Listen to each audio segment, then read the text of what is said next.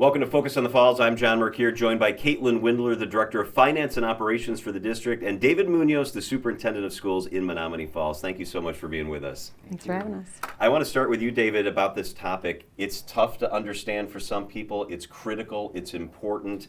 Take us inside budget time of year, why this is so important, and how you kind of dive into the important decisions the district needs to make when it comes to the budget. Yeah, budgeting really starts right after the annual meeting for the next year. So the complete cycle, really, we're just through it, and we're already starting on the next cycle. So the next annual meeting, which is next September, August, September. So that cycle is started now, and we're just completing it. So there's a lot of information, and a lot of communication and education about the process. So it's looking at the needs of the district, the wants of the district. Our student and our pupil count is a big part of things, which has been increasing for multiple years, which was helpful in this year's budget. There was a line item that way that was very beneficial for the school district. So the timeline is almost continuous, right? You finish one and you're already working on the next budget. It's the big circle.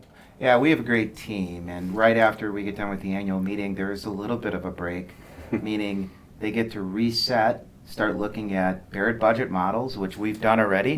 So we had a fun day where, Caitlin set a meeting and we looked at projections for the next budget, meaning the 24-25, and into the future.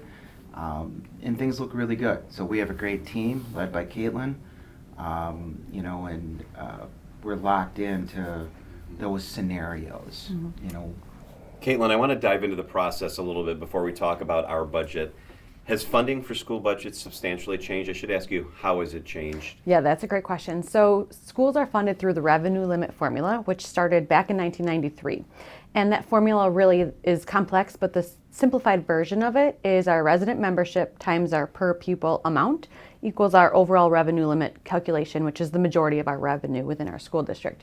That per pupil amount is within the state statute, in the state budget, biennial budget, how much that will increase or stay the same or decrease in the next 2 years. So that over time used to be connected to an inflationary percent increase, and now it's a dollar amount. So we're seeing that struggle, the challenge there of being funded lower than inflation, but having to maintain programming and costs. So we're always looking at how can we streamline our budget, what are our priorities? We use the word priorities all the time, and this is part of the work into the strategic plan and making sure that our budget is reflective of our priorities. Have the changes been beneficial for districts like Menomonee Falls, or have they been more challenging? I would say challenging is probably the right word. Over the last biennial budget, so the last 2 years, our school districts in the state of Wisconsin received $0 per pupil increases. That is because the state legislator kind of swapped ESSER funding, or federal COVID relief funding, with that per pupil amount. So in this next biennial budget, which we're just finishing the first year into the second year planning now through the biennial budget, schools are receiving a $325 per pupil increase, which is more than the past, but doesn't make up for the 2 years of $0 increases. So that's where we're seeing that challenge met with, at the same time, inflation through the roof. That's kind of unheard of from the last decade, and balancing that in order to present a balanced budget. So David, how do you balance what a district wants to do, because there's lots of cool ideas you have and cool things you want to do, versus what you're able to do because of the realities of the funding formula or the realities of the dollars that come into a district? Is it a constant balancing act? Well, students are at the center. We make sure that students are at the center of all of our decisions. I know that's a big key to what Caitlin does in her department, what we do as a district as a whole, is we're going to look at the needs of the students. Like right now, we're looking at English language arts curriculum. It's a core move. It's a core need throughout the district, along with some social studies changes as well. So that focus and some of those dollars are being pushed heavily into their school safety and school security. That we would love for to be educators first, but we need to have the safety and security be a paramount part. So we have put increased school resource officers from 2 to 3 just this year. We have a wonderful relationship with the Menomonee Falls Police Department, but then we've also increased the level of safety in each of our buildings, especially the high school and the middle school, with increased number of cameras and monitoring locations that are being installed as we speak and be going online over the course of this year. So we're excited about those things. That's how we look at prioritizing needs of the students, obviously staff safety as well. And then after that, I mean, there's some bigger priorities that we have as a district: infrastructure, building maintenance. We spend about $675,000 a year just on maintenance and upkeep alone. We had mentioned before we started taping that there was just an approval last night to put a new chiller in the middle school, which was an absolute need. Not sexy, but very, very, very needed. Yeah, it's a 20-year, it had a 20-year lifespan, and we were beyond the 20 years. The parts weren't even available anymore. So that'll be a project the board did approve last night, and that'll be put in this summer. Caitlin, what are some of the biggest categories when you look at our budget, where our money ends up going? That's a great question. About 70 or 75% of our budget goes to wages and benefits. So that's salaries, that's our hourly staff, that's every portion of our staff population. And then we have health insurance, we have retirement, we have Social Security and Medicare, all those normal pieces too. So about 75% of our budget is made up of staff. Another big portion, especially this year in our area school districts, are seeing a big increase in transportation expenses. So transportation is a large cost for us. And then you've got your utility costs, things that we normally see in our own homes. We have our own business insurance. So those pieces too, property, workers' comp, those are all pieces that are increasing while our revenue isn't increasing at the same rate. So those are some of those larger categories within our budget. And you hit on this. I wanted to ask you about inflation because I think I keep talking about it, right? Right, and we all feel it in the grocery store. You know, you fill your cart up and you spend $100 now, and you can still see the bottom of the grocery cart. Nothing goes as far as it used to. How's the district impacted by inflation? The same way that you are at home. So we're seeing, and a large part of our job is that salaries piece. So I talked about how inflation, is going up, and one of our main goals is to stay competitive with our area school district. So we're making sure that we're at market rate for our wages. We did some adjustments a few years ago with our educational assistants, but we have to make sure we're competitive and maintaining that as a priority as well, balancing that with other cost increases. Retention, David, is important. You want to keep your best people. And I always say to my team at where I work that one of the primary ways you're rewarded, not the only way, is how much you're paid. Because the culture can be great and everything else can be great, but it's how you're paid and how you can take care of your family. When we talk about the budget, how difficult is it when inflation is roaring out of control and it's a competitive workers' environment to make sure you retain and keep your best people? Yeah, we're excited about some things that we put into this new budget, the current budget that was approved by the community and the board just recently, including for the first time extended benefits for some of our support staff that never existed before. And we're excited to do that, and we know that's a positive step that the district has made with our staff, but we know there's more that we need to do in that regard. We were able to give increases last year for our staff. We are projecting increases again for this year, and we're budgeting in that way. Looking at CPI, which is coming down, thankfully. The Consumer Price Index is coming down from the high of 7, 8, 9, 10%, wherever it was sitting at and fluctuating for so many years. But those expenses, those are real for the district, just like they are at home for everybody else.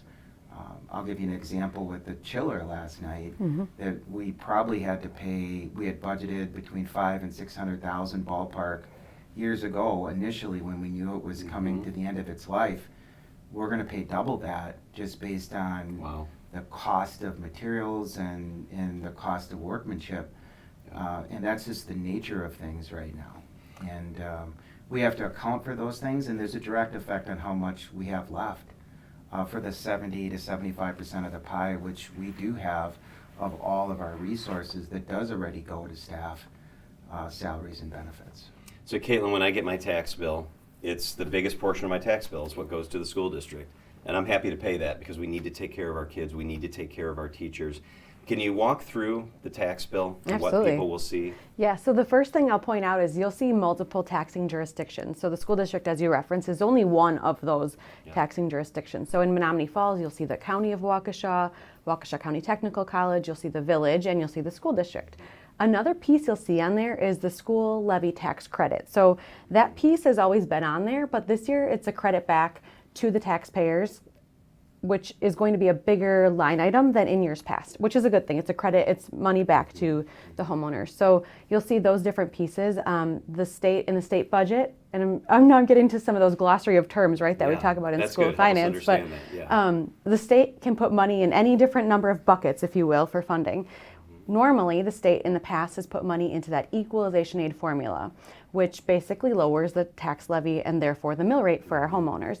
This year, the state legislature decided to put more money into that school levy tax credit line item on the property tax bill. So while the mill rate, could have been lower if the dollars were within the equalization aid formula, instead they're in that tax levy credit line item, and they really function the same way. So they basically reduce what the homeowner will pay on behalf of for the school district.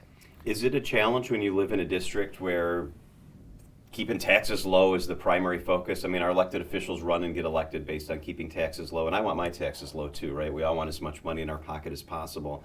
Does it make it a challenge when the driving force every single year is, I don't want to pay any more than I have to?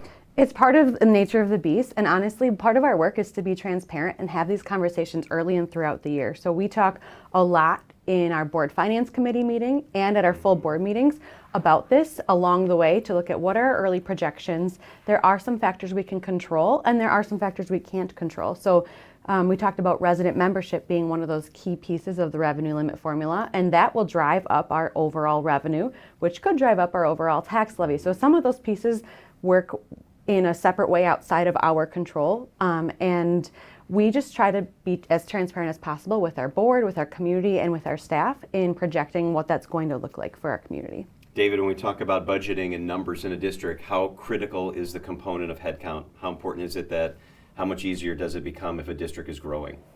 Yeah, we saw a difference in hundreds of thousands of dollars this year of increased revenue because of our increases over the last 3 years. So that sort of thing is one of the central points.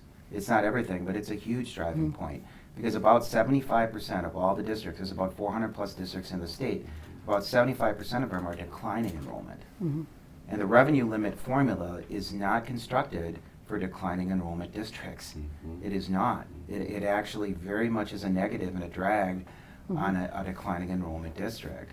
So while it's not something, we're pretty landlocked in terms of the school district of Menomonee Falls, we're excited about some things on the horizon with open enrollment that we're working on, some policy changes to look at, our resident membership. But there are some pieces like that's a driving number. Is budget time of year, well, it's all year basically, but when it really comes to crunch time and talking about the budget, is it a fun time of year for you? I know you like to be in the buildings, you like to be in the school, or is it more work and something we just need to get through? Yeah, I have a lot of fun with the budget. I mean, I'm knowledgeable about it. We have a great team that's focused on it. They know that I'm connected to it uniquely. I have a very good working knowledge of it to make sure that we're maximizing the students at the center of it with safety. And they believe that as well. Our finance team is deeply committed to those things as well. And you can see that with how the district is progressing this year. We're excited about it.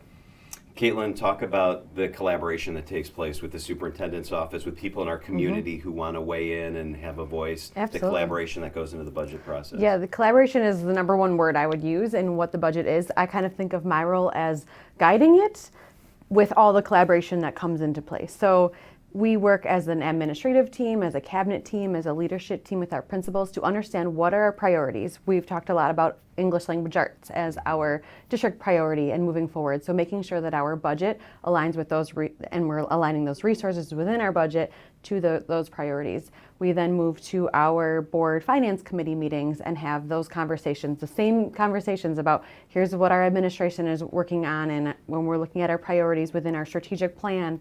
And then we move to our full board and we have our community input as well within our board meetings. We have our annual meeting, which is a very important part of the community process in order to actually take a vote on what that budget is going to be for that coming year. How do people, David, get more information if they'd like to find out more about the budget? There's a great website. Just go to the website, go to the business office on the website, and everything's listed there. The detailed budget, the detailed workout from every budget. Even approvals from last night's checkbook, like I think it was 1 point whatever million, that was approved by the board last night. You can see line items of where all the money is going. So the district website, check it out. There's resources there. Absolutely. David Muñoz is the superintendent in Menomonee Falls, and Caitlin Windler is the director of finance and operations. Important topic. Thank you so much for helping us understand it a little better. Thank you.